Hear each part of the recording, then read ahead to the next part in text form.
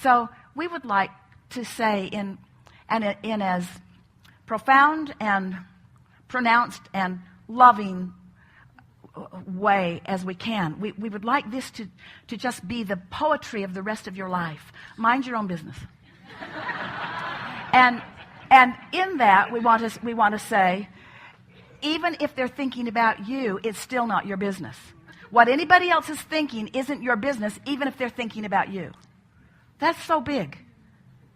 What somebody else is thinking about you, because you can't control what disc they're on when they think about you. Think about that. How about that? So you've been letting your perception of yourself in large part be because of what other people think about you who haven't been on the high-flying disc when they've been thinking about you. When all along you could have been letting your perception of yourself be based upon Source's perception of you, who is always on the high-flying disc when Source is thinking about you. Think about that too. And there's some of that mixed in here. In other words, we can feel that mixed in here. Absolutely. And it was, even though I was going through what I was going through and everybody was now projecting. Stop saying that. Well, Stop saying that. Going through what I was going through. There's an implication there that activates something that nobody needs to hear. You don't need to say it and you don't need to hear it. Okay, then. We know. I was intending for that to represent. We know. But you'd be better off to just stay off that subject. Yeah, I was having such a good time. Altogether. You'd be better off to just stay off that subject. If you were having such a good time, you would not be talking about going through what you were going through. Okay. I get that. Yeah.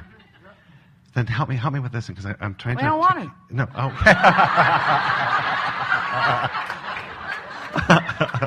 We don't want to take.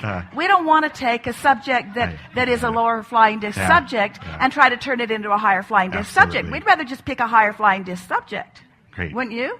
Yeah. Why do it the hard way? Why do it the impossible way? Why do it the way that doesn't work when there's a way that works? You see what we're getting at? You really have to say that in a really powerful way. I loved watching people respond to how I was showing up. I didn't have an attachment to it. And I found that the people that came into my room, as soon as they walked in the room... Yeah, but you see, you are just demonstrating the very thing that we are encouraging you not to mind your own business about. In other words, and we know you can't be in the world without people observing you, and it's really nice when what they're observing makes them praise you and feel good about you, and it's nice to sort of lay new pipes and have different experiences. But even with the perfection of all of that, still, you are really involved in people's response to you, and we're just saying that slows you way, way down.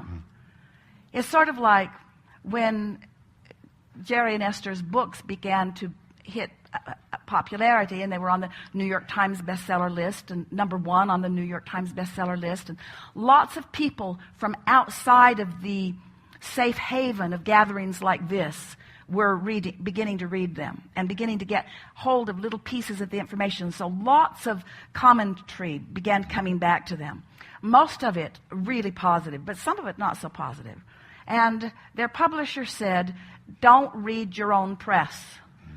Because if their praises elevate you, their criticism will devastate you. You can't because you can't control what disc they're on when they write you the letter.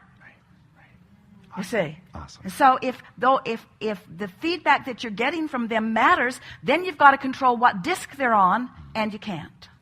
This is really important information, isn't it? But you can control what disc you're on.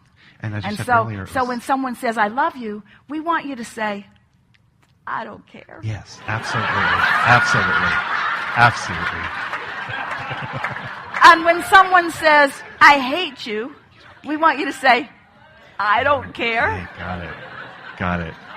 I got this covered. And of course, we're not trying to talk you out of loving each other, and we're not trying to talk you out of talking about loving. We're just trying to talk you into being so self-sufficient and so self-empowered that the love that is you is permeating that which is you so profoundly that you just radiate it and ooze it everywhere you go, and there's nobody who is ever your object of attention who does not feel loved because you've practiced loving so much. We think this is a really good time for a segment of refreshment.